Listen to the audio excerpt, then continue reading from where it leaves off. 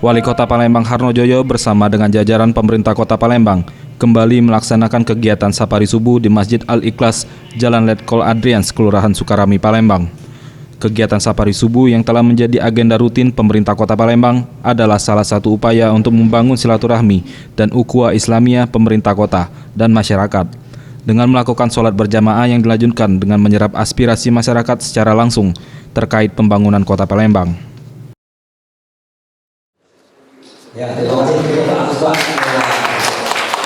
Terima kasih Pak.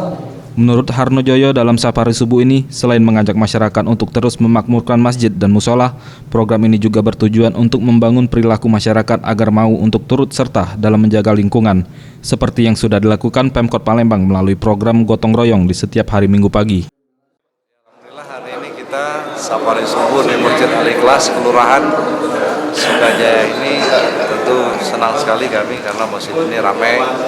Semoga harapan kita tidak hanya dengan kehadiran kami di masjid ini ramai, ya pada saat sholat subuh maupun sholat yang lainnya akan ramai.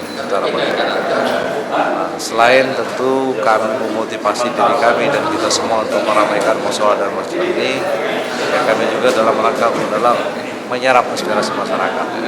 Tadi telah dilaporkan terkait dengan keberadaan Masjid Al-Ikhlas ini disampaikan oleh Pak Julius. Mudah-mudahan apa yang menjadi rencana terkait dengan perluasan pembangunan masjid ini, kami menghimbau kepada masyarakat, mari kita sama-sama ya, untuk menjadikan masjid musola ini lebih bagus.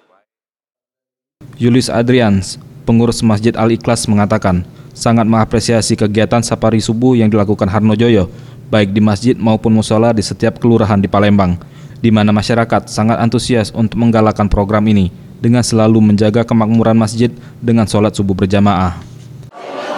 Ratusan mudah-mudahan program ini beliau canangkan akan dapat berhasil menuju Palembang Emas 2018 sampai 2020. Septiawan Rizky, Sriwijaya TV.